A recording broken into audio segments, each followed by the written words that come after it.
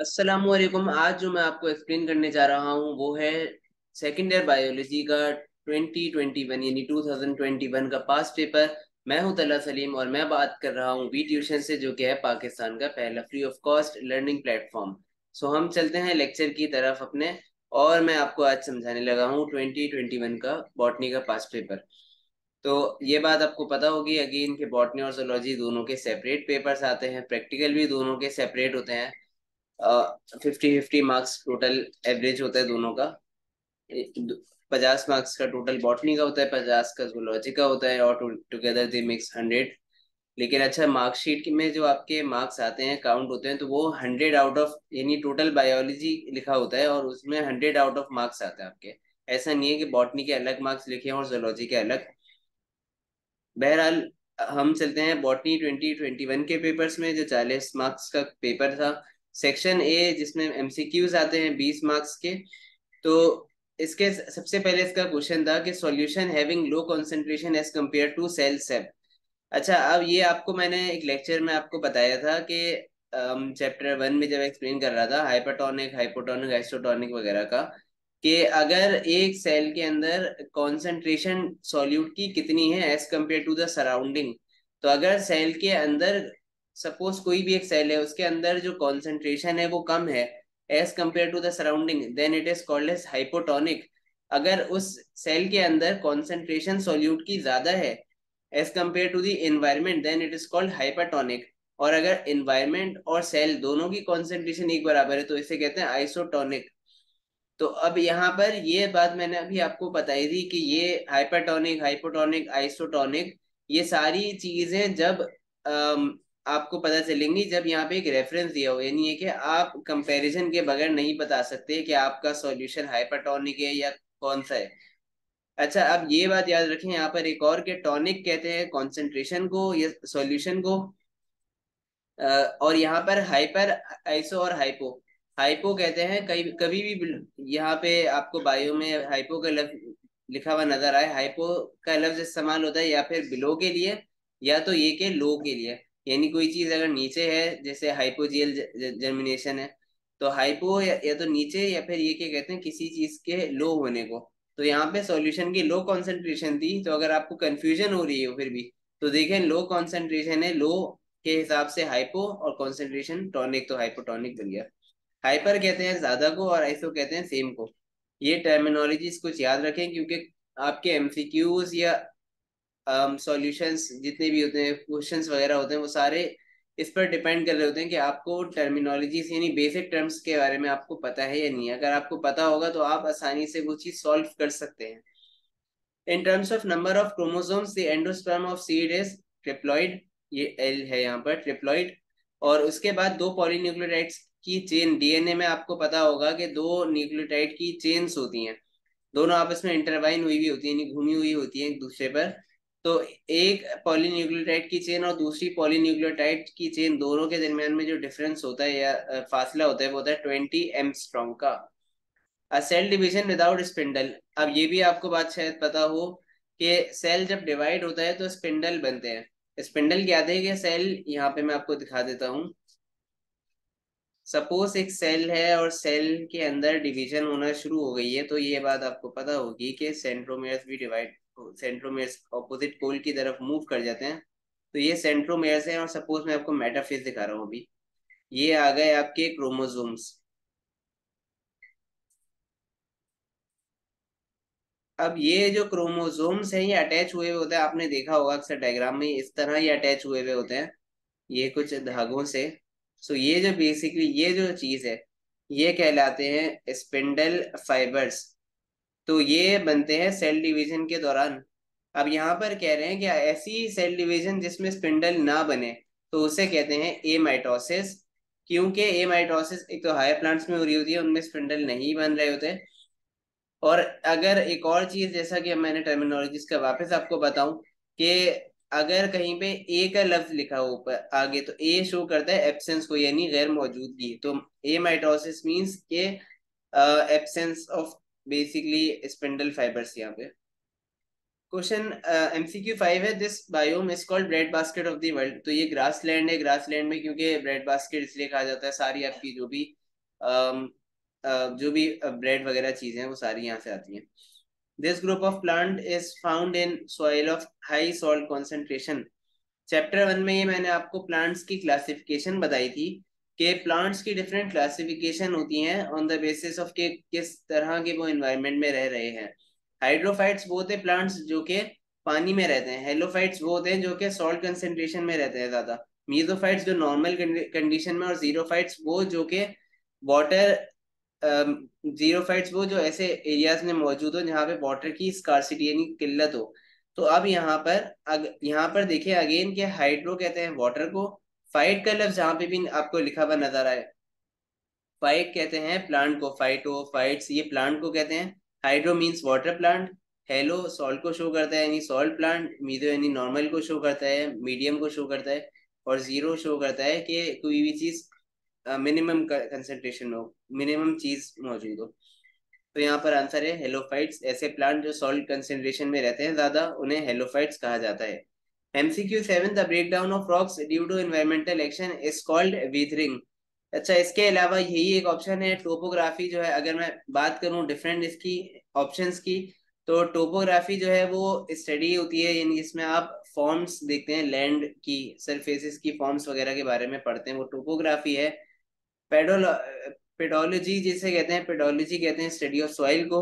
इसके अलावा एडेफिक होता है। एडेफिक यानी फिजिकल या केमिकल कैरेक्टरिस्टिक्स ऑफ सॉइल, उन चीज की स्टडी को कहते हैं एडेफिक। एडेफिक। अब MCQ 8 है the producer of pond ecosystem. तो अच्छा, पॉन्ड इकोसिस्टम में यहाँ पर जो प्रोड्यूसर होते हैं वो फाइटो प्लैंकटन होते हैं। फाइटो अगेन प्लांट्स को कहते हैं। तो ये फाइटो प्लैंकटन स्मॉल, बहुत छोटे छोटे ऑर्गेनिज्म होते हैं। तो ये बेसिकली प्रोड्यूसर है यानी ये कि ये खाना बनाते हैं। अब this codon is start codon. Codon क्या है कि कोडॉन तीन जब जीन्स होते हैं यानी तीन कोई भी नाइट्रोजनस बेसिस आप कह लें, तो तीन नाइट्रोजनस बेसिस अरेंज होती हैं तो एक कोडॉन बनता है। यानी एक कोडॉन में तीन नाइट्रोजनस बेसिस होती हैं या तीन लेटर्स होते हैं, इसे इसे कोडॉन कहा जाता है। अब ये बात है कि जब मैसेंजर RNA न्यूक्लियस से इंफॉर्मेशन लेकर आता है राइबोसोम्स के पास। अब राइबोसोम्स के पास जब आता है तो राइबोसोम सबसे पहले जब अपनी कोडिंग यानी डिकोडिंग करना उसको शुरू करता है तो वो स्टार्ट कोडॉन की मदद से करता है। यानी ये कि अगर उसके पास स्टार्ट कोडॉन AUG लगा होगा तो उसके बाद राइबोसोम डिटेक्ट कर लेगा कि हाँ अब रीडिंग मुझे शुरू कर देनी है, तो उसके बाद वो रीडिंग शुरू हो जाती है। तो यहाँ पर AUG is the start codon. बाकी meristem responsible for secondary growth, तो ये लेटरल ग्रोथ, लेटरल है। Lateral meristem is responsible for secondary growth in plants. During the process of translation cells use to make protein, cells use this to make protein. अब translation क्या था कि central dogma क्या था, transcription और translation यानी mRNA ने message copy किया न्यूक्लियस का, ये उसने ट्रांसक्रिप्शन कर ली। अब वो मैसेज लेकर जाएगा राइबोसोम्स के पास जहाँ पे उस मैसेज को डिकोड किया जाएगा जिसे कहते हैं ट्रांसलेशन। तो अब ट्रांसलेशन के प्रोसेस में सेल क्या यूज करते हैं जिसकी वजह से प्रोटीन बनता है, तो क्रोमोसोम्स तो नहीं यूज कर सकते। पहली चीज तो ये कि ये प्रोटीन जो बन रही है ये आउटसाइड द न्यूक्लियस बन रही है, तो क्रोमोसोम्स तो न्यूक्लियस के बाहर नहीं है। सिमिलरली DNA और न्यूक्लियस भी नहीं हो सकता, तो RNA होते हैं जो कि इंफॉर्मेशन लेकर जा रहे हैं। नहीं, mRNA है जो कि मैसेंजर RNA जो कि मैसेज लेकर जाता है, उसको डिकोड किया जाता है, फिर राइबोसोम उसको डिकोड करता है। तो यहाँ पर उसके जरिए से यानी RNA के जरिए से प्रोटीन बनती है। The best soil for plant growth is loam. तो ये एक टाइप है। और total aggregation of gene in a population is called gene pool. बाकी ये तो डिफरेंट क्रोमोसोम्स आपको पता होगा। जब DNA आपस में कई टाइटली इंटरवाइन हो जाते हैं क्रोमोसोम्स बन जाते हैं, और मल्टीपल जीन्स पॉपुलेशन वगैरह। अब at high temperature plant produces these two preserve enzymes. जब ज्यादा टेम्परेचर होता है तो प्लांट्स के प्रोटीन जो होते हैं वो डीनेचर होना शुरू हो जाते हैं, जिसकी वजह से प्लांट उनको बचाने के लिए, क्योंकि एंजाइम्स भी क्या है कि प्रोटीन के नेचर है, प्रोटीनियस नेचर के हैं, तो अब प्लांट इन चीजों को प्रोटेक्ट करने के लिए यानी अपना प्रोटीन पार्ट प्रोटेक्ट करने के लिए हीट शॉक प्रोटीन्स बनाता है जो कि रेजिस्टेंट टू हाई टेम्परेचर होते हैं, जिसकी वजह से इनकी प्रोटीन्स डीनेचर होने से बच जाती हैं। फाइटोएलेक्सिन जो था वो तो एक एंटीबायोटिक था जो कि सेकेंडरी लाइन ऑफ डिफेंस में आता है। अनसैचुरेटेड फैटी एसिड्स भी है। फ्रक्टेंस जो है वो कोल्ड स्ट्रेस में आ रहा होता है कि वो अपना प्रोटोप्लाज्म की कॉन्सेंट्रेशन चेंज कर लेते हैं। The genetic makeup of any individual is called genotype. अच्छा, इसके ऑपोजिट में अगर एमसीक्यू आ जाए, दी जेनेटिक है द फिजिकल मेकअप, तो वो कहलाता है फिनोटाइप। फिनोटाइप बज़ाहिरी जो किसी में कोई ट्रेट्स हैं वो फिनोटाइप्स कहलाते हैं, और जो उसका इन अंदर यानी अंदरूनी जो जेनेटिक्स उसके अंदर है, जिस जीन्स यानी जो चेंजेस वगैरह है, वो जीनोटाइप कहलाता है। During this stage of mitosis chromosomes arrange on equatorial plate. अभी ऊपर मैंने डायग्राम बनाई थी तो उसमें मेटाफेज की मैंने बताई थी। प्रोफेज तो अर्ली स्टेज होती है, इसमें सेल अपने आप को डिवाइड कर रहा होता है, सेल मेम्ब्रेन डिसॉल्व हो रही होती है। उसके बाद दूसरी फेज आती है मेटाफेज, जिसके अंदर क्या होता है कि मेटाफेज में जो क्रोमोसोम्स होते हैं वो इक्वेटोरियल यानी एक लाइन में अरेंज हो जाते हैं। एनाफेज में सेपरेशन होती है और टीलोफेज में दो सेल्स बन जाते हैं। MCQ 17 है the two chromatids of the same chromosomes are called sister chromatids। और सेंट्रोमेयर और काइनेटोकोर का तो आपको पता होगा, ये क्रोमोसोम्स के सेंटर में मौजूद होते हैं।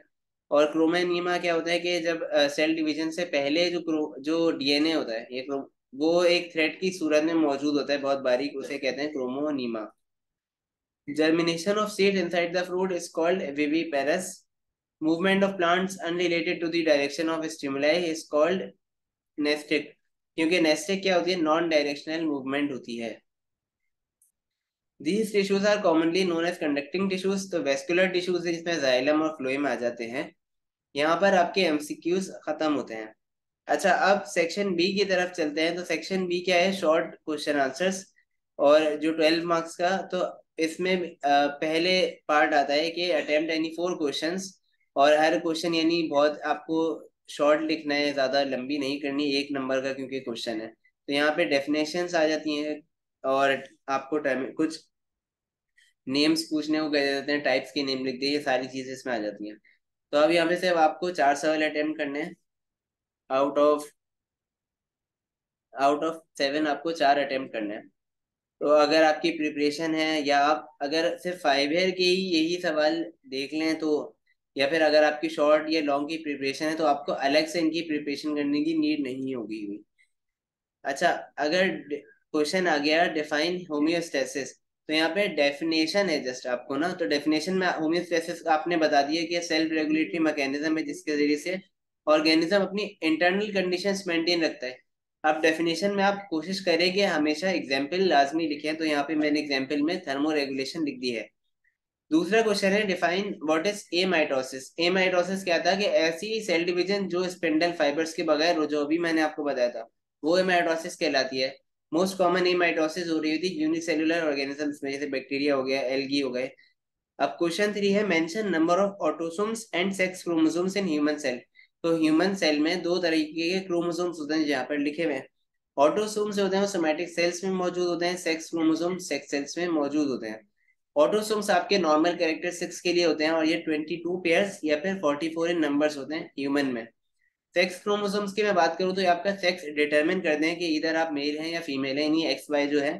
तो ये पेयर की सूरत में होता है, एक्स वाई मेल में होंगे, एक्स एक्स फीमेल में होंगे। तो एक पेयर होता है इनका, यानी 2 इन नंबर, तो total 46 number of chromosomes in human cell. Name 4 parts of angiospermic flower. Angiospermic flower कौन से थे, कि ऐसे फ्लावर, ऐसे एंजियोस्पर्म क्या होते हैं, एंजियोस्पर्म वैसे कहा जाता है ऐसे प्लांट्स को जो कि फ्लावर प्रोड्यूस करें और साथ साथ सीड भी प्रोड्यूस करें। तो अब ऐसे प्लांट्स के फ्लावर के आपको 4 पार्ट्स बताने हैं, तो स्टेमन, pistil, petal and sepal. Define apomixis. तो एपोमिक्सिस कहलाती है द फॉर्मेशन ऑफ प्लांट, एक सीड बेसिकली फर्टिलाइज होने के बगैर ही एक प्लांट बना दे, तो ये एपोमिक्सिस कहलाता है। ये सिमिलर टू पार्थिनोकार्पी होता है। पार्थिनोकार्पी में क्या था, नहीं सॉरी, पार्थिनोकार्पी में कंफ्यूज नहीं करें, जस्ट एपोमिक्सिस पे ही है।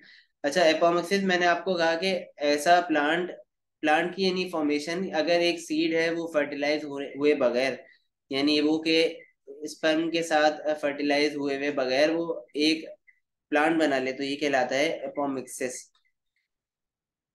Y hydrophytes do not have cuticle on stem and leaves. अब क्यूटिकल का काम क्या होता है, कि क्यूटिकल एक प्रोटेक्टिव वैक्सी लेयर होती है जो कि ट्रांसपिरेशन को कम कर रही होती है और लाइट को जो रिफ्लेक्ट कर रही होती है। तो ये उन प्लांट्स की ज्यादा नेसेसरी होती है उनमें, जो कि ऐसी जगह पर मौजूद है जहाँ पर पानी इतना मौजूद नहीं है। तो जैसे जीरोफाइट्स है उनमें थिक क्यूटिकल होती है, मीजोफाइट्स में as compared to xerophytes thin cuticle होती है। अब हाइड्रोफाइट्स क्योंकि ऐसे प्लांट्स हैं जो कि ये पानी में मौजूद है, तो क्योंकि पानी में मौजूद है, पानी से सराउंड हुए में, तो इन्हें कोई प्रॉब्लम नहीं है वाटर लॉस की, जिसकी वजह से इनके पास क्यूटिकल नहीं होती। Name various types of RNA involve in protein synthesis. तो प्रोटीन बनने के लिए 3 आरएनए इन्वॉल्व होते हैं। मैसेंजर आरएनए जो कि इन्फॉर्मेशन लेकर आता है न्यूक्लियस से राइबोसोम के पास। ट्रांसफर आरएनए जो कि अमीनो एसिड्स लेकर आता है राइबोसोम के पास। और राइबोसोम को काम करवाने के लिए जो चाहिए होता है वो है राइबोसोमल आरएनए। क्वेश्चन 3 पर यानी है attempt any 4 part question, each question carry 2 marks. अब यहाँ पे आपको as compared to the 1 marks question यहाँ पे आपको थोड़ा ज्यादा लिखना है। वहां पे आप 1 से 2 लाइन में लिख सकते थे, अब यहाँ पे आपको 2 से 4 लाइन या ज्यादा से ज्यादा मैक्सिमम इन्होंने लिखा हुआ है 5 लाइन्स में आपने लिखना है। कोशिश करें कि आप इन्हीं 5 लाइन्स में लिख दें। 6 लाइन का हो गया तो इतना कोई मसला नहीं है, लेकिन ज्यादा आप अगर 7-8 लाइन्स का लिख देंगे तो हाँ that could be a problem, कि आप अपने यानी वर्ड लिमिट से ज्यादा जा रहे हैं, बेसिकली आप लंबी बहुत कर रहे हैं। State the law of segregation. अब यहाँ पर क्वेश्चन में देखें, क्वेश्चन में डिफाइन आया है तो यानी आपने जस्ट डेफिनेशन उसकी देनी है विद एग्जांपल। अगर आपसे पूछा है व्हाट, तो आप क्या करेंगे, उसका रीजन दे देंगे। स्टेट का लफ्ज आपको लिखा हो तो जस्ट इसका मतलब होता है आपने स्टेटमेंट देनी है। तो यहाँ पे स्टेटमेंट भी याद रखें, स्टेटमेंट अपनी वर्डिंग्स में स्टेटमेंट होती है, नहीं आपकी बुक में इन्वर्टेड कॉमर्स में ही लिखी हुई होती है। तो यहाँ पे लॉ ऑफ सेग्रीगेशन जो मेंडल का है, आपने उसकी यहाँ पे स्टेटमेंट लिख दी, तो यहाँ पर आपको 2 मार्क्स सीधे सीधे मिल गए। क्वेश्चन 2 है name various techniques of tissue culture and discuss any one. अब टिश्यू कल्चर की डिफरेंट डिफरेंट टेक्निक्स होती हैं। टिश्यू कल्चर क्या था, एक स्मॉल प्लांट से प्लांट के एक इंडिविजुअल पूरा एक प्लांट बना देना, वो टिश्यू कल्चर है, एक आर्टिफिशियल मीडियम में और आर्टिफिशियल कंडीशन में भी। तो यहाँ पे डिफरेंट इसकी टाइप्स मैंने लिख दी हैं। सीड कल्चर हो गया, ऑर्गन कल्चर है, प्रोटोप्लास्ट कल्चर है, एम्ब्रियो कल्चर है। और एक को एक्सप्लेन कर देना है आप। ऑर्गन कल्चर को जैसे मैंने एक्सप्लेन किया हुआ है कि यानी जिसके अंदर किसी भी एक ऑर्गन को प्रॉपरली ग्रो करवा दिया जाए, यानी organ culture can be defined as the organs और plant parts culturing in an artificial medium. क्योंकि टिश्यू कल्चर की एक नीड क्या है कि आर्टिफिशियल मीडियम होना चाहिए। उस मीडियम के अंदर आप कोई भी प्लांट का पार्ट या ऑर्गन ग्रो करवाते हैं तो ये ऑर्गन कल्चर कहलाता है। जैसे इसकी एग्जांपल में ऑर्गन शूट कल्चर के लिए आप शूट टिप ले लें तो उससे शूट बन जाएगी। रूट टिप कल्चर के लिए रूट टिप चाहिए होगी। लीफ कल्चर के लिए लीफ का एक स्मॉल पार्ट चाहिए होगा। अब क्वेश्चन ये make a cross between a colour blind male and normal female and mention results. यहाँ पे जस्ट आपको क्रॉस करवाना है, आपकी बुक की मैंने तस्वीर लगा दी है, आप यही लिखें। अब यहाँ पर आपसे उसने कहा कलर ब्लाइंड मेल, तो मेल का तो एक्स वाई क्रोमोसोम्स होते हैं, लेकिन अब यहाँ पे ये याद रखें उसने कहा कलर ब्लाइंड मेल, क्योंकि मैंने ये जो कलर ब्लाइंड के डिसऑर्डर है ये एक्स लिंक्ड इनहेरिटेंस है, यानी सिर्फ एक्स कंडीशन में एक्स क्रोमोसोम्स में की वजह से डिजीज ट्रांसमिट होती है। तो अब क्योंकि देखें एक्स पर मेल के पास सिर्फ एक एक्स क्रोमोसोम होता है, तो यानी ऑब्वियसली उसके एक्स पर लाजमी तौर पे ऐसा रिसेसिव एलील है या डिजीज का कलर ब्लाइंड का एलील मौजूद है। तो यहाँ पे एक्स स्मॉल एन और वाई स्मॉल, वैसे कोशिश करें स्मॉल लेटर हमेशा यूज करें डिजीज के लिए, और कैपिटल यूज करें नॉर्मल कंडीशंस के लिए। और दूसरी भी उसने कहा कि इसका इस मेल का क्रॉस करवाना है फीमेल के साथ जो कि नॉर्मल है। अब फीमेल में देखें 2 क्रोमोसोम्स हैं, एक्स और एक्स क्रोमोसोम्स हैं, लेकिन नॉर्मल है। अब नॉर्मल का मकसद क्या है कि बिल्कुल नॉर्मल, यानी दोनों इसके क्रोमोसोम्स पर नॉर्मल एलील यानी कैपिटल एन मौजूद है। अगर कैरियर होती है तो एक क्रोमोसोम पर स्मॉल एन होता, और अगर फीमेल डिजीज वन होती यानी कलर ब्लाइंड होती तो इसके दोनों एक्स पर स्मॉल एन और स्मॉल एन होता। तो ये बात आप याद रखिएगा कि कंफ्यूज नहीं होइएगा कि कलर ब्लाइंड में, क्योंकि देखिए सॉल्व करने के लिए आपको ये बात यहाँ पे आपने ये सही मेंशन करेंगे तो आपके आगे रिजल्ट सही आएंगे कि आपने कलर ब्लाइंड को डिटेक्ट करा है प्रॉपर कि क्या उसके अंदर एलील हो सकते हैं और फीमेल में क्या हो सकते हैं। तो ये जस्ट इस पर डिपेंड करता है। नॉर्मल, मैंने आपको फिर बता दूं, नॉर्मल में दोनों कैपिटल एन यानी नॉर्मल कंडीशंस, कैरियर के अंदर एक स्मॉल एन होगा और डिजीज वन के अंदर दोनों स्मॉल एन या दोनों डिजीज वाले एलील मौजूद होंगे। अब क्रॉस में दूसरा फिर क्या है कि इस क्रोमोसोम से ये गैमीट्स बनेंगे, एक गैमीट के पास एक्स स्मॉल एन होगा, एक के पास वाई। फीमेल में एक के पास एक्स कैपिटल एन और दूसरे के पास एक्स कैपिटल एन। अब क्रॉस किस तरह होता है कि क्रॉस कंडीशन, क्रॉस के अंदर ये आपने एक, ये है आपने पनेट स्क्वायर बना दिया। अब इस पनेट स्क्वायर के अंदर आपने एक्स स्मॉल एन और वाई यहाँ पे ड्रॉ किया, लिख दिया, और एक तरफ आपने ऊपर एक्स कैपिटल एन लिख दिया। अब ये जो है हिस्सा बेसिकली ये पहले इससे फ्यूज होगा तो बनाएगा X capital N and X small N. उसके बाद ये इसके साथ जाके क्रॉस करेगा तो ये एक्स कैपिटल एन और एक्स स्मॉल एन। फिर अब y की बारी आएगी तो y जो है अब y क्रॉस करेगा, और जब y क्रॉस करेगा तो y पहले करेगा x कैपिटल n से, तो ये बन जाएगा x कैपिटल एन y। फिर y करेगा x ये वाले से, तो ये बन जाएगा x कैपिटल n और y। अब देखें इस कंडीशन के अंदर आपके पास 50% चांसेस बने X capital N X capital, अच्छा ये y जो है ये कैपिटल है, ये याद रखें, y जो है वो स्मॉल नहीं होता कभी भी।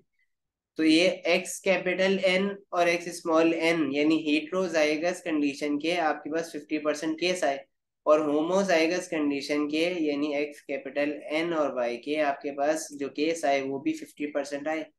तो एक्स वाई क्या है कि मेल है, तो इस वजह से 50% मेल जो है वो क्या है, नॉर्मल, क्योंकि इनके पास एक्स इज कैपिटल एन है यानी नॉर्मल एलील मौजूद है। तो ये आपने लिख दिया 50% नॉर्मल सन्स। फीमेल जो है वो एक्स एक्स होती है, तो यहाँ पे 50% फीमेल है। लेकिन अब देखें फीमेल के पास एक के पास कैपिटल एन एलील है और एक स्मॉल एन एलील है दोनों के पास। तो यानी ये कि ये भी नॉर्मल है, लेकिन ये नॉर्मल डॉटर यानी ये कैरियर है। तो ये बात आप लाजमी याद रखिएगा कि ये कैरियर है। कैरियर कहते हैं कि ऐसी फीमेल जिसको खुद डिजीज ना हो लेकिन वो अपनी नेक्स्ट जनरेशन में ट्रांसमिट कर दे, तो ये कहलाती है नॉन कैरियर मदर या कैरियर फीमेल। एक क्रॉस आपको दिखा देता हूँ ताकि आपको ये समझ में आ जाए कि किस तरह, कि सपोज यहाँ पर एक्स स्मॉल एन और वाई, एक्स कैपिटल एन की मैं बात करता हूँ, चले ये नॉर्मल मेल है और इसका एक क्रॉस करवा दिया जाए अगर एक्स स्मॉल एन और एक्स कैपिटल एन यानी फीमेल से, कैरियर से। अब जब क्रॉस होगा तो यहाँ पर एक्स एन का एक एलील जीन आएगा, सॉरी गैमीट आएगा एक वाई का, ये पहले इससे फ्यूज होगा तो ये बनेगा X capital N X small N. उसके बाद यही इसके ये वाले एक्स के साथ फ्यूज होगा तो ये बनाएगा X capital N X capital N. उसके बाद वाई की बारी आएगी तो वाई पहले इसके साथ फ्यूज होगा तो ये बनाएगा एक्स स्मॉल एन वाई। और फिर ये y जो है वो नॉर्मल वाले से फ्यूज होगा तो ये बनाएगा x कैपिटल N और y। अब आप देखें इस कंडीशन के अंदर एक फीमेल अगेन कैरियर बनी, एक और एक नॉर्मल बनी, और इसके अलावा एक जो है मेल वो है डिजीज वन, और एक वो, जबकि आप देखेंगे दोनों पेरेंट्स नॉर्मल थे, लेकिन मेल जो है ये कलर ब्लाइंड हो गया। तो ये बात है कि जब भी मेल के पास जो डिजीज आ रही होती है वो फीमेल की वजह से आती है, यानी मदर बेसिकली ट्रांसमिट करती है disease to the male. Because के मेल के पास, क्योंकि मेल को बनाने के लिए जो वाई चाहिए होगा वो तो मेल के पास आएगा, लेकिन फीमेल हमेशा एक्स क्रोमोसोम्स देती हैं। तो इस वजह से जो डिजीज है वो एक्स से रिलेटेड ही है। तो अगर फीमेल के पास एक्स एक कोई डिफेक्टिव होगा तो लाजमी तौर पे 25% चांस के एक जो मेल होगा वो डिजीज मन हो सकता है। बहरहाल अब आगे चलते हैं क्वेश्चन की तरफ। क्वेश्चन 4 है, mention different types of chromosomes according to the position of centromere. तो क्रोमोसोम्स की डिफरेंट टाइप्स होती हैं सेंट्रोमेयर के हिसाब से। सेंट्रोमेयर क्या था कि सेंट्रोमेयर, ये भी आपको दिखा देता हूँ ड्रॉ करके, कि ये एक क्रोमोसोम है, और ये बेसिकली क्या है, क्रोमोसोम है, और ये सेंटर पे इसके सेंट्रोमियर मौजूद है। ये कहलाता है मेटासेंट्रिक, जिसमें क्रोमोसोम्स इक्वल आर्म्स के होते हैं। सब मेटासेंट्रिक में क्या होता है, स्लाइडली अवे होता है, यानी ये के सब जैसे कुछ इस तरह।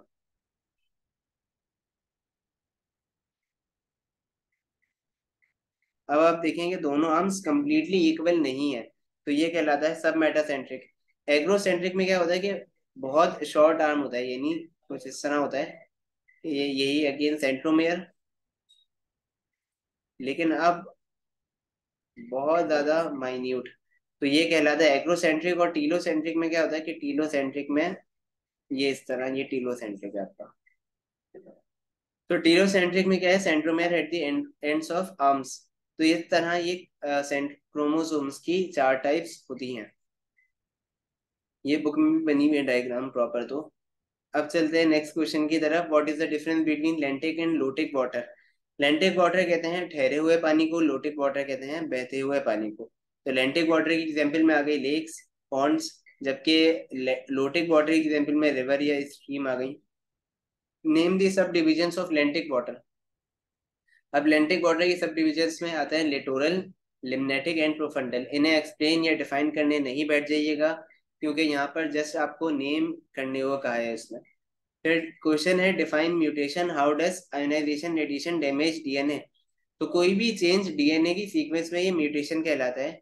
यहाँ पर मैंने इसका लिखना भूल गया हाउ डज का। तो ये मैं बता देता हूँ कि आयोनाइजेशन रेडिएशन से होती है वो डीएनए को डैमेज कर देती हैं, सीक्वेंस में ऑल्ट्रेशन हो जाती है, जिसकी वजह से क्या होता है कि डीएनए डैमेज हो जाता है, और उसके बाद जो डीएनए डैमेज है वो नेक्स्ट जनरेशन में भी ट्रांसफर हो सकता है। ये एक शॉर्ट पॉसिबल आपको आंसर दिया है मैंने, क्योंकि सिंस क्वेश्चन ही बहुत कम का है मार्क्स का। अच्छा, क्वेश्चन 7 है define tropic movement, name various types of tropic movement in plants. Tropic movements कहते हैं डायरेक्शनल मूवमेंट को, यानी ऐसी मूवमेंट जो किसी डायरेक्शन की तरफ हो, यानी या तो ये फिर टुवर्ड्स भी हो सकता है या अवे भी हो सकता है। इसकी टाइप्स की मैं बात करूं तो इसके टाइप्स में आ गई फोटोट्रॉपिज्म, जियोट्रॉपिज्म यानी लाइट की वजह से होता है, ग्रेविटी, कीमोट्रॉपिज्म केमिकल की वजह से, हाइड्रोट्रॉपिज्म वाटर, थिग्मोट्रॉपिज्म टच। तो यहाँ पर भी सिर्फ नेम करने को कहा है, यहाँ पे कभी भी वो एक्सप्लेन करने का नहीं बोलेगा, क्योंकि ये बहुत शॉर्ट क्वेश्चन है। अब इसी तरह ये क्वेश्चन आ गया था 2021 में, briefly discuss abiotic of components of tropical rain forest.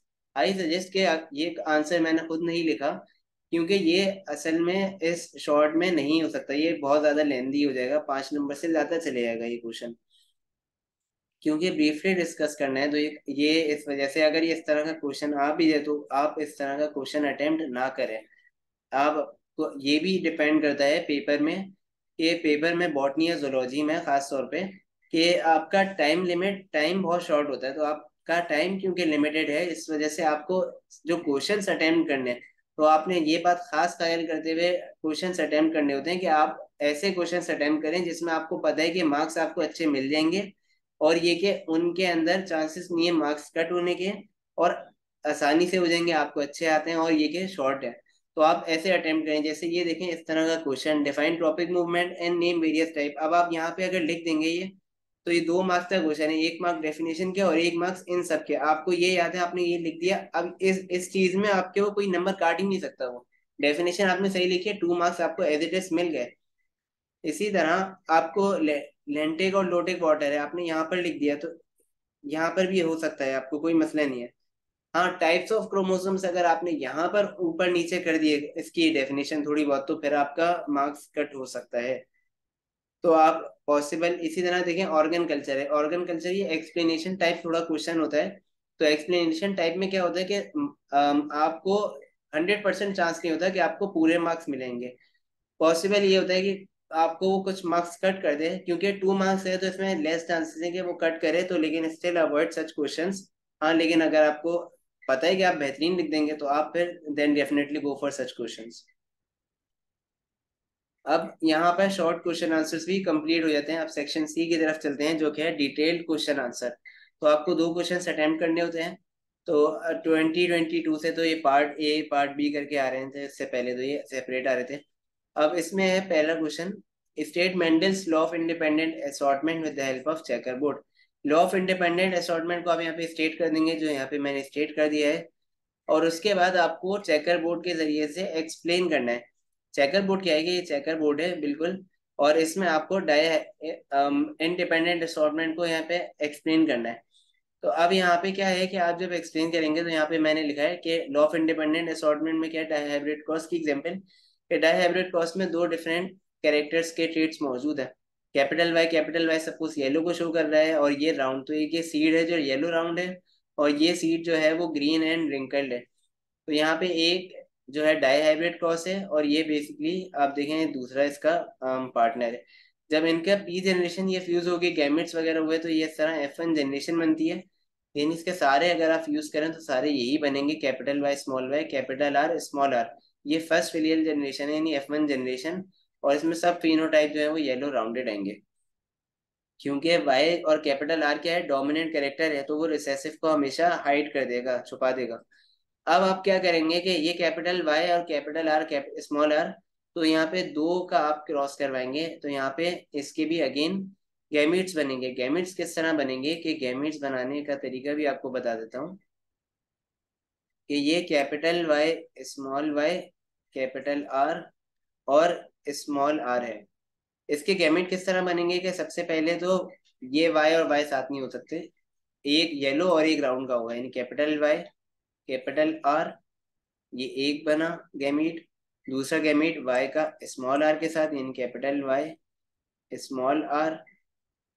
तीसरा जो होगा वो स्मॉल वाई का कैपिटल आर के साथ यानी स्मॉल वाई कैपिटल आर। और चौथा जो बनेगा वो स्मॉल वाई का स्मॉल आर के साथ यानी स्मॉल वाई स्मॉल आर। तो इस तरह ये चार गैमीट बन गए, ये आप देख सकते हैं, capital Y capital R small Y capital Y small R and small Y small R. अब आप इसको फ्यूज करवा देंगे। इसको क्रॉस करवाने का क्या तरीका है कि आपको यहाँ पे क्योंकि आपको शो करना है तो यहाँ पे मैंने आपको कहा कि ये इस जैसे आपको चार मिल जाएंगे, लेकिन आपने दो के साथ फ्यूज करवाया शो करने के लिए ये क्या जनरेशन आएगी, क्योंकि बाकी दो में भी सेम काम होगा। अब ये कैपिटल वाई कैपिटल आर पहले इससे फ्यूज होगा तो ये बना कैपिटल वाई कैपिटल आर। उसके बाद ये इससे फ्यूज होगा, फिर ये इससे फ्यूज होगा, ये इस तरह आप यहाँ पे लिखते रहेंगे। और उसके बाद capital Y capital R last से इससे फ्यूज होगा, capital Y capital R small R. Next उस पर जाएंगे सीरीज पर, तो यहाँ पर भी लेकिन यही होगा, पहले ये इससे फ्यूज होगा, ये इससे होगा, ये इससे फ्यूज होगा और फिर ये इससे, ये पूरा चलते रहेगा। आप यहाँ पे पूरा चेकर बोर्ड कर लगा देंगे। उसके बाद क्या करना है आपने कि ये सॉल्व करने के बाद अब आपने उसको रिजल्ट भी शो करना है, तो आपने फिनोटाइप और जीनोटाइप शो करना है। तो फिनोटाइप यहाँ पे देखें लिखा हुआ है, फिनोटाइप क्या है कि फिनोटाइप फिजिकल अपीयरेंस, तो फिनोटाइप का तो ताल्लुक डोमिनेंस है। तो यहाँ पर अगर देखें डोमिनेंट कैरेक्टर है, यानी कि एक मिनट, यहाँ पे कैपिटल वाई कैपिटल आर है, ये तो देखें डोमिनेंट है, यानी ये येलो और राउंड सीड्स है। इस तरह ये वाले जो है ये भी येलो राउंड सीड्स हैं। ये स्मॉल वाई अपने कैरेक्टर शो नहीं करेगा because of this dominant allele. इसके बाद यहाँ पर भी देखें ये भी येलो राउंड होगा क्योंकि ये रिसेसिव है। यहाँ पर भी ये देखें ये रिसेसिव है। और उसके बाद ये करते हुए आपने फिनोटाइप यहाँ पे लिख दिया कि 9 आपके बने येलो राउंड, और इसके अलावा 3 आपके बने ग्रीन राउंड एंड ग्रीन, जो जिसकी यहाँ पर एग्जाम्पल है, नहीं हाँ जिसकी यहाँ पे एग्जाम्पल है सही। और उसके बाद आपने 3 आपके फिनोटाइप आए येलो एंड रिंकल्ड, एक आया आपका ग्रीन एंड रिंकल्ड, ये रहा वो लास्ट वन। अच्छा इसका रेशियो जो होता है वो चेक करने का वो भी यही होता है डाई हाइब्रिड में, 9:3:3:1 का इसमें फिनोटाइप बनता है। जीनोटाइप जो होगा जीनोटाइप के लिए जीनोटाइप भी बनाइएगा, याद रखें इसमें यहाँ पे नहीं अगर लिखा हुआ तो आपने ऐसा नहीं है नहीं बनाना है, आपने लाजमी बनाना है जीनोटाइप भी। जीनोटाइप किस तरह बनाते हैं कि आपने यहाँ पे सबसे पहले लिखा capital Y capital R capital R. अब आप यहाँ पे चेक करेंगे कि इस जैसे कितने यहाँ पर मौजूद है, तो ये पहला। उसके बाद आप इसको चेक करते हुए जाए, कैपिटल वाई कैपिटल आर का अगर कोई मौजूद है, नहीं है कोई तो आपने यहाँ पे लिख दिया 1। उसके बाद आपने नेक्स्ट पर गए capital Y small Y capital R. तो अब यहाँ पर आपने ये भी इसको क्रॉस लगा देना है, ये पहला आया capital Y small Y capital R और कैपिटल आर का, तो यहाँ पर ये भी कोई और नहीं है तो आपने इसको भी लिख दिया 1। उसके बाद क्या है कि अब आप अगले उस पे गए कैपिटल वाई, क्या था ये, कैपिटल वाई और इसके साथ साथ कैपिटल आर स्मॉल आर। अब आप इसके भी देखते हुए जाएंगे तो यहाँ पे आप इसको ये अपने यहाँ पर चेकर बोर्ड पे क्रॉस नहीं लगाइएगा, ये पेंसिल से लगाइएगा ताकि आप मिटा सके। ये मैं इसलिए लगा रहा हूँ ताकि ये कि क्रॉस ना हो जाए, कि कहीं ऐसा ना हो कि मैं एक्स्ट्रा नंबर काउंट कर दूं। तो यहाँ पर आप इस हिसाब से ही देखते हुए चलेंगे, जिस तरह पूरे काउंट करते हुए जाएं आपको कई सारे बन जाएंगे, और उसके बाद एंड में आप रेशो इसी तरह ये लिख दिएगा। तो यहाँ पर ये कंप्लीट होता है डाईहाइब्रिड क्रॉस। और डाईहाइब्रिड क्रॉस है तो आप इस वजह से इसकी एक डेफिनेशन भी एक्सप्लेन कर देंगे, डाईहाइब्रिड क्रॉस क्या होता है, जो मैंने यहाँ पर नीचे डेफिनेशन इसकी लिखी हुई है डाईहाइब्रिड क्रॉस की। दिखाता हूँ, एक मिनट। अब आप ये देखें, ये डाईहाइब्रिड क्रॉस की definition, cross between two parents which are different in contrasting form of characters is called dihybrid cross. अब क्वेश्चन 5 आया, how plant response to environmental stress, state any three. ये चैप्टर 3 कोऑर्डिनेशन एंड कंट्रोल का है, botany का। तो plant किस तरह respond करते हैं इन्वायरमेंटल स्ट्रेस से, तो कई सारी कंडीशन है, आपको सिर्फ 3 एक्सप्लेन स्टेट करनी है, बतानी है। तो यहाँ पर अब रिस्पॉन्ड टू ड्राउट कंडीशन, यानी जब पानी नहीं होता, response to oxygen deficiency, response to salt stress, heat stress, कई सारे। तो आप अपने हिसाब से 3, लेकिन आप ऐसा बिल्कुल नहीं करिएगा कि आप 3 बिल्कुल छोटे पिक कर दें, ये लॉन्ग तो फिर रहेगा ही नहीं। इसके लिए मैं आपको बता देता हूँ, जो आपको सबसे बेस्ट पिक करने हैं, तो response to drought conditions, response to heat stress and response to cold stress. ये आप चारों 3, या फिर response to herbivory, defence against pathogens, इनमें से ही कोई 3 लिखिएगा, ये दोनों आप छोड़ दिएगा, सॉल्ट या ऑक्सीजन डेफिशिएंसी का। अब चलते हैं नेक्स्ट हम क्वेश्चन की तरफ। Describe prophase 1 of meiosis, no diagram needed. तो अब आपने क्या करना है, प्रोफेस 1 मियोसिस की 2 स्टेजेस, मियोसिस में जब सेल डिवाइड होता है तो क्रोमोसोम्स के नंबर हाफ हो जाते हैं। तो प्रोफेस मियोसिस 1 में क्या होता है, प्रोफेस 1 में स्टेजेस होती है इसकी, यानी लेप्टोडीन, जाइगोडीन, पैचिडीन, डिप्लोडीन एंड डायाकाइनेसिस। अच्छा, यहाँ पे मैंने आई गेस 2022 के पेपर में पूरा एक मियोसिस का लिख दिया, जस्ट ये कि आपको पता चल जाए पूरा मियोसिस का प्रोसीजर। लेकिन ये कि उधर भी अगर प्रोफेस 1 लिखा हुआ है तो आप सिर्फ प्रोफेस 1 को ही एक्सप्लेन करेंगे, आपको मियोसिस एक्सप्लेन करने की नीड नहीं है कोई। तो आप प्रोफेस 1 ही डायरेक्ट एक्सप्लेन करेंगे। यहाँ पे प्रोफेस 1 आपने लेप्टोटीन है, लेप्टोटीन में क्रोमोसोम्स का नंबर डिप्लॉयड हो जाता है। जाइगोटीन की मैं बात करूँ, साइनेप्सिस आता है, यानी क्रोमोसोम्स आपस में करीब आ जाते हैं, और उसके बाद डाइवेलेंट बन जाते हैं। पैचिटीन के अंदर टेट्रेट्स बन जाते हैं। डिप्लोटीन में होमोलोगस क्रोमोसोम सेपरेट होते हैं, और कियाज्मा होता है, यानी कुछ जगहों पर वो स्टिल अटैच रहते हैं जहाँ पे वो क्रॉसिंग ओवर कर रहे होते हैं। तो इसकी वजह से जेनेटिक रिकॉम्बिनेशन होती है, एक्सचेंज ऑफ जेनेटिक मटेरियल्स होता है। और डायकाइनेसिस के अंदर बाइवेलेंट सेपरेट हो जाते हैं, क्रोमेटिड्स थिकर हो जाते हैं, न्यूक्लियोलस वगैरह सारी चीजें वापस आ जाती हैं। ये क्वेश्चन यहाँ पे कंप्लीट हो जाता है। क्वेश्चन 7 है ये ग्रीफ नहीं, ब्रीफ है, brief. Give a brief description of structure of DNA. अब डीएनए के स्ट्रक्चर के बारे में आपको बताना है। तो डीएनए कॉइल्ड होता है, और इसके साथ साथ डीएनए के 2 हेलिकल हेलिकल स्ट्रक्चर है, 2 स्ट्रैंड्स होते हैं, दोनों कॉम्प्लीमेंट्री है। डीएनए जो होता है वो 3 चीजों से मिलकर बना है, डिऑक्साइरिबो शुगर, जो कि पेंटोज शुगर है, नाइट्रोजनस बेसिस, जो कि 2 तरीके की होती है, यानी 2 फैमिलीज होती है, प्यूरिन या पायरिमिडीन बेसिस। प्यूरिन बेसिस में डाइसाइक्लिक यानी डबल रिंग स्ट्रक्चर आते हैं, जैसे एडिनिन और गुवानिन। पायरिमिडीन जो मोनोसाइक्लिक यानी सिंगल रिंग स्ट्रक्चर होते हैं, इनमें साइटोसिन और थायमिन आ जाते हैं। और इसके अलावा तीसरी जो चीज जो डीएनए में मौजूद होती है वो है फॉस्फोरिक एसिड। इसके अलावा नाइट्रोजनस बेसिस जो है वो अटैच हुए हुए होते हैं कार्बन से by the help of glycosidic bond. अच्छा, अब अगर ये कि एक न्यूक्लियोटाइड क्या होता है, न्यूक्लियोटाइड में एक न्यूक्लियोटाइड, यहाँ पर देखें डायग्राम में, ये न्यूक्लियोटाइड है जिसमें एक शुगर, एक फॉस्फेट और एक नाइट्रोजनस बेस हो, ये न्यूक्लियोटाइड है। मैं फॉस्फेट हटा देता हूँ तो ये कहलाता है न्यूक्लियोसाइड। यहाँ पे डायग्राम है, कोशिश करें कि आप यही डायग्राम बना दें, क्योंकि इसमें सारी चीजें एक्सप्लेन हुई हुई हैं डायग्राम में। आई मीन न्यूक्लियोटाइड भी बॉन्ड किस तरह अटैच है, फॉस्फोरिक एसिड और नाइट्रोजनस बेसिस आपस में कौन से बॉन्ड है, हाइड्रोजन बॉन्ड कितने बॉन्ड है। तो ये आप आपको अच्छे मार्क्स लाने तो आप ये वाले डायग्राम की प्रैक्टिस करके ये बनाएं। और अगर और अच्छे मार्क्स यानी और अच्छा पेपर करना चाह रहे हैं तो इसके बीच में आप डिस्टेंस भी मेंशन करें कि 20 एंगस्ट्रॉम का डिस्टेंस होता है और 1 टन इतना आ रहा है, तो आप वो अपने पेंसिल से ही ड्रॉ करके आप करें। यहाँ पर डायग्राम आप मस्ट बनाएं, क्योंकि स्ट्रक्चर है, स्ट्रक्चर एक्सप्लेन करने के लिए डायग्राम नेसेसरी है, भले इन्होंने क्वेश्चन में नहीं लिखा। उसके बाद आप डीएनए के स्ट्रक्चर को मजीद एक्सप्लेन कर देंगे कि डीएनए के 2 पॉलीन्यूक्लियोटाइड की चेन होती हैं।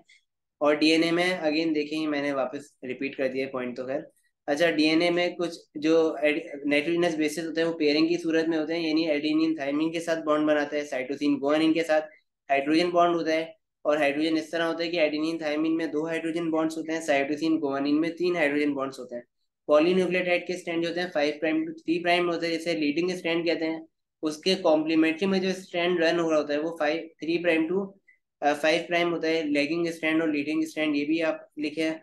और ये क्या ट्विस्टेड है, हर टर्न 10 न्यूक्लियोटाइड रेड के बाद आ रहा है, ए स्ट्रैंड अपीयर्स आफ्टर 3.4 एंगस्ट्रॉम। ये पूरी चीज एक्सप्लेन करने के बाद आप शर्गाफ रूल को भी थोड़ा एक्सप्लेन कर दें।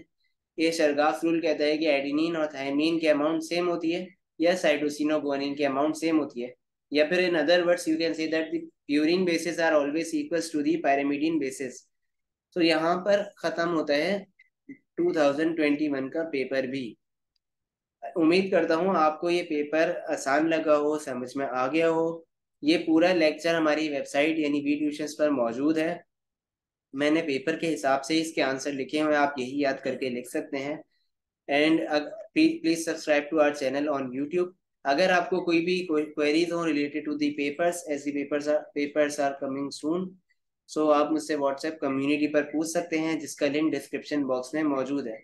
तो आपका देखने का बहुत शुक्रिया। फिल वक्त के लिए मुझे दीजिए इजाज़त। अपना बहुत ख्याल रखें। अल्लाह हाफिज़।